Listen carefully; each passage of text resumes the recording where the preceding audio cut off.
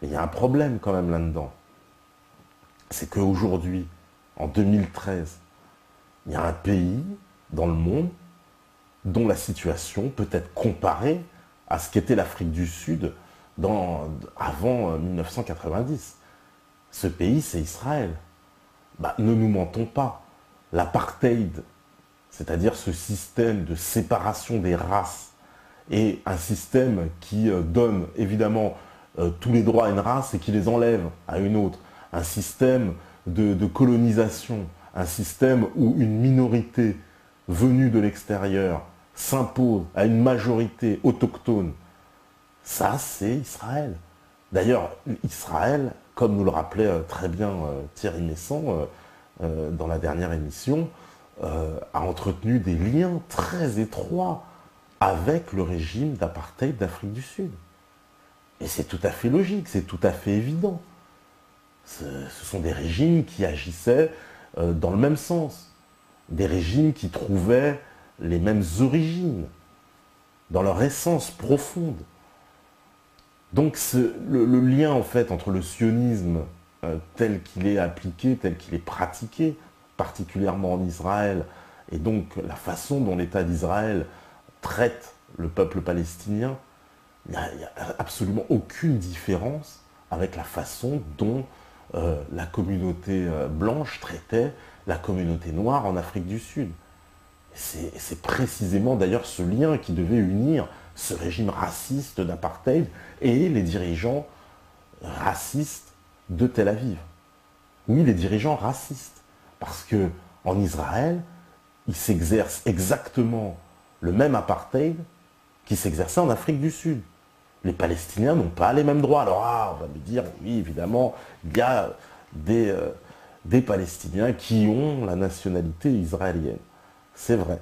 Il y a certains Palestiniens, alors il s'agit essentiellement des descendants des Palestiniens, alors ceux qu'on n'a pas pu chasser, et évidemment ceux qui ne sont pas partis, mais qui ont fait, comme on dit, contre fortune bon cœur, pour quand même rester et vivre dans ce pays qui s'appelle maintenant Israël, avec un passeport israélien, mais n'ayant pas tout à fait les mêmes droits afférents, en fait, à leur citoyenneté, puisque la citoyenneté israélienne n'est accordée pleinement et 100% qu'aux juifs, et certainement pas aux musulmans ou aux chrétiens. Parce qu'il faut le rappeler aussi, il y a énormément de chrétiens qui vivent en Israël et qui connaissent ce problème de discrimination de la même façon. Et donc, d'ailleurs, Mandela lui-même ne s'y était pas trompé. À nombreuses reprises, Mandela avait fustigé le régime israélien, avait effectivement pointé du doigt ce régime qu'il faut, selon lui, faire tomber. À l'époque de l'apartheid, il y avait des campagnes, donc des concerts, des campagnes politiques, etc. Énormes, mondiales, une pression internationale, comme on n'en a jamais connu sur un pays, pour abattre ce régime. Je rappelle que l'Afrique du Sud était exclue de toutes les compétitions sportives. L'Afrique du Sud ne pouvait pas participer ni aux Jeux Olympiques, ni au Mondial de foot, ni à aucune compétition sportive. Ils étaient absolument exclus. Et pour cause, le régime en lui-même est en désaccord avec les grandes chartes internationales, qui sont les chartes de ces grandes organisations sportives, qui, évidemment, excluent toute forme de discrimination de la part des États qui y participent. Or, si on constate bien, Israël n'a pas ce boycott, n'a pas cette pression internationale. Aucune pression de cet ordre n'est exercée contre Israël. Le seul qui a osé un petit peu se monter dans le point de vue sportif, c'est Michel Platini, lorsqu'il avait pris ses fonctions en tant que président de l'UEFA. Il avait évoqué ce problème. Il avait même annoncé que ce serait un de ses enjeux majeurs de son mandat, mais on voit bien qu'il s'est rétracté. Certainement devant la pression, devant évidemment, certainement les conseils qu'on lui a donnés de ne pas s'attaquer à Israël, que évidemment ça provoquerait sa perte. Parce que comme vous le savez, Israël participe au championnat européen de foot et à toutes les compétitions internationales. Il n'y a aucune forme de boycott exercer sur Israël. Et Michel Platini, lorsqu'il envisageait d'exclure Israël de l'UEFA, c'était au nom de ce principe, justement, de discrimination qui n'est pas respecté par Israël. Alors tous ces gens qui sont en train de pleurer et de faire l'éloge de Mandela et de son combat, pourquoi ne se révoltent-ils pas contre un État qui aujourd'hui applique exactement la même politique qu'appliquait l'Afrique du Sud blanche et raciste? Voilà. Pourquoi tous ces gens gardent le silence? Pourquoi ces gens-là ne font pas la relation entre ce qui est en train de se passer en Palestine et ce qui se passait alors au Cap? Puisque ce qui se passe en Palestine, c'est exactement la même chose. La bande de Gaza, la Cisjordanie, c'est quoi? Mais ce sont les Bantoustans. Les Bantoustans, c'est clair. C'est-à-dire, on réunit ces gens-là, on les parque un peu entre eux, et qui se débrouillent. Et puis on les entoure de barbelés, si possible, avec une police féroce, et puis on les contrôle, on leur met une pression continuelle. Alors le régime d'Afrique du Sud, il n'a pas tenu. Il n'a pas tenu parce qu'il y a eu une pression internationale. Une pression internationale, populaire, énorme. Moi, je me rappelle que à l'époque de l'Afrique du Sud, du régime d'apartheid, vous ne pouviez pas vous rendre dans un pays d'Afrique si vous aviez un visa de l'Afrique du Sud. On vous refusait systématiquement l'entrée dans tous les pays d'Afrique. Absolument logique. Alors pourquoi, lorsqu'on a un visa d'Israël, on vous accueille? Non, je pense qu'effectivement, il y a un vrai deux poids, deux mesures. Et peut-être que finalement, c'est vrai que les Sud-Africains n'avaient-ils pas les lobbies puissants pour exercer une pression, comme on l'exerce sur Israël, pour faire taire toute forme de débat. Et dès lors qu'il s'agit d'Israël, on va vous faire passer pour un antisémite, évidemment, c'est tellement facile. Hop, on vous met l'étiquette, c'est terminé. Voilà, vous êtes un antisémite, et le débat, et toute forme de débat est interrompue. Voilà, ça s'arrête là. On ne va pas plus loin, on ne cherche pas plus loin. Évidemment, ce taser idéologique, inventé par la doxa et la novlangue, permet effectivement de rompre toute forme de débat dès lors qu'il s'agit d'Israël.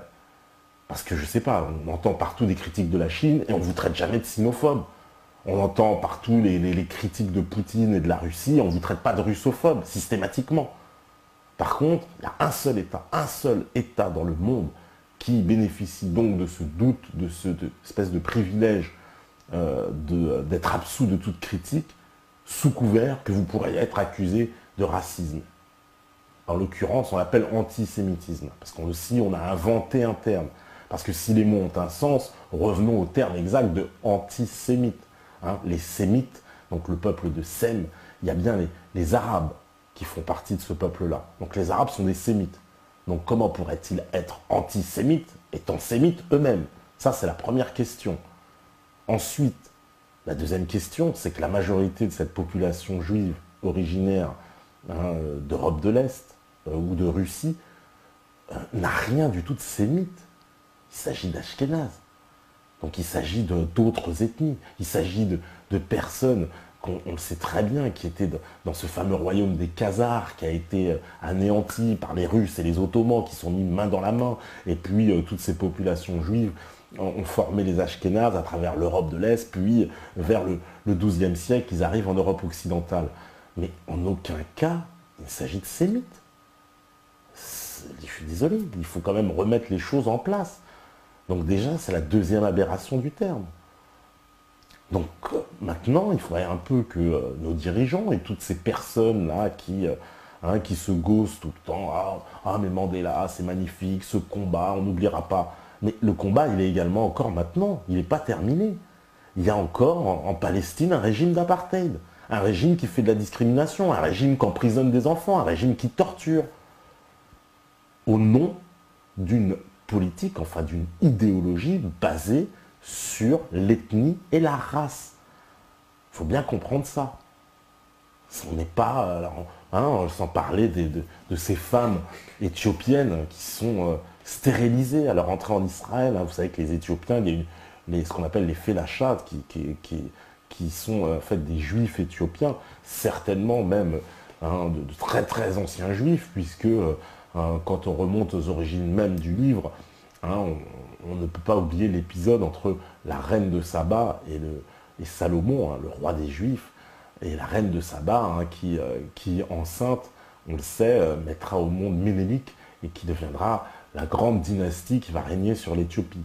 Donc les liens entre la judéité de l'Éthiopie ne sont certainement pas à remettre en question. Et effectivement, les Éthiopiens qui arrivent en nombre en Israël, beaucoup sont stérilisés. Voilà. Alors ils rendent des grands services parce qu'ils intègrent l'armée, et puis c'est très pratique. On aime beaucoup les mettre à l'image, on aime beaucoup les mettre en avant dans les fameux gardes-frontières, vous savez, ceux qui sont chargés de garder les frontières avec les Palestiniens. On aime beaucoup les mettre en avant, voilà. Mais par contre, leurs femmes sont stérilisées, parce qu'on veut garder ce qu'on appelle un Israël blanc. Alors autant dire que tous ces gens qui viennent nous faire la morale ici, ces Finkielkraut, ces PHL et compagnie, tous ce SOS racisme, tous ces... comment on appelle ça, cette espèce de pseudo-intelligentsia qui a imposé à la France donc le communautarisme au nom du respect de leur propre communauté, mais en écrasant toutes les autres. C'est en ça que ce système est dangereux, parce que le système du communautarisme, c'est un peu de placer les communautés comme sur une échelle, avec au top une certaine communauté, et puis en bas des autres. C'est ça le communautarisme c'est pas un communautarisme respectueux, où on va se respecter les uns les autres, et puis chacun aura une communauté avec des droits égaux, etc. Non, non, il ne s'agit pas de ça. On voit bien que le projet, c'est une communauté au-dessus, et puis une espèce de hiérarchie communautaire, et puis je vous laisse deviner qui est tout en dessous. Alors ces gens-là, il faudra un peu qu'ils réagissent sur ce qui se passe en Israël. Mais ils ne réagiront pas, on le sait très bien. Ce qui les fera réagir, c'est la pression populaire. Ce qui les fera réagir, c'est parce qu'on est de plus en plus nombreux à ne plus nous laisser berner, nous laisser embrigader dans le discours sans cesse qui vient nous expliquer que c'est la paix, que évidemment on cherche une solution démocratique. Ça fait 70 ans qu'ils cherchent une solution démocratique, ils sont incapables de créer un État palestinien, bien sûr, j'entends. Parce que quand il s'agissait de créer le Kosovo, alors là, on l'a créé vite fait, le Kosovo. Alors ça, il n'y a pas de problème. Le Kosovo, en 4-5 ans, c'était réglé, cette histoire. Ah bah oui, il y avait une base américaine quand même à installer. Par contre, la Palestine, il va falloir attendre. Il va falloir attendre longtemps. Ça, ça paraît évident. Alors voilà, ces gens qui s'extasient comme ça devant la mort de Mandela, eh ben, le combat de Mandela n'est pas terminé. Le combat contre la discrimination, et en particulier quand cette discrimination est institutionnalisée, quand cette discrimination est incarnée par tout un régime, tout un État, c'est pas tolérable. On devra absolument, absolument tous se révolter. Et c'est ce qui se passe, je le sais, chez beaucoup d'entre vous, c'est ce qui se passe dans la population, parce qu'on est de plus en plus nombreux à prendre conscience de cette situation.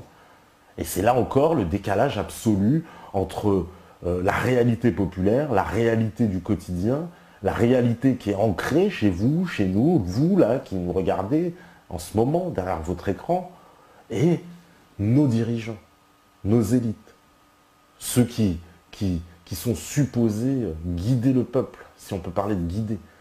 En tout cas, c'est eux qui occupent l'espace public. C'est eux qui possèdent les manettes dans leurs mains. Eh bien, ces gens-là, non. Ils n'ont pas du tout la même vision que vous ou moi. On est à des années-lumière. Pour eux, évidemment, Israël est une démocratie. Hollande, il est encore parti se coucher, il n'y a pas longtemps. On l'a vu encore, oui, oh là, nous expliquer, à l'époque c'était Sarkozy, Israël c'est un miracle, etc., etc., etc. Le seul qui avait fait du scandale, c'était Jacques Chirac. D'ailleurs, ça, il serait dans le rap game, je lui ferai une dédicace à Jacques Chirac, parce qu'au moins, c'est le seul qui s'est levé et qui a osé dire ce qu'il pensait, qui ne s'est pas laissé impressionner, qui ne s'est pas soumis. Voilà. Donc au moins, on a eu un président qui a tenté de faire quelque chose. En tout cas, ce qu'il a pu. Certainement, un petit accès, des remontées gaulliennes en lui, un peu comme pendant la guerre en Irak. Voilà. Mais sinon, les autres, non. tout le monde s'est couché, et puis de plus en plus. La France est à genoux, j'ai envie de dire. En tout cas, je parle de nos gouvernants. À genoux. Bah, il suffit de voir hein, qui nous gouverne. Hein. Laurent Fabius. Mais pour qui joue-t-il, Laurent Fabius? Alors même que les États-Unis se retirent, enfin dire, de Syrie, alors même que les États-Unis, voilà, on va dire, font une reculade. La France, elle, non, elle refonce. Mais on joue pour qui? Parce que c'est les intérêts de la France d'aller envahir la Syrie. C'est qui vos patrons, monsieur Fabius? Vous jouez pour qui? Vous roulez pour qui? Il n'y a aucun intérêt national, et ça, vous n'arriverez pas à le faire croire, vous n'arriverez à le faire croire à personne. Il n'y a pas d'intérêt national pour que la France fasse une guerre à la Syrie. Ah, les intérêts nationaux, certainement, mais d'autres nations, mais pas la France. Pareil pour monsieur Valls. Hein, monsieur Valls, monsieur quand même. Monsieur, je suis lié éternellement à Israël. Hein. Ah bah, c'est super pour un ministre de la République. Ah oui, il est lié éternellement à une nation étrangère. Je ne sais pas ce que vous en pensez, vous, mais pas trop confiance. Hein.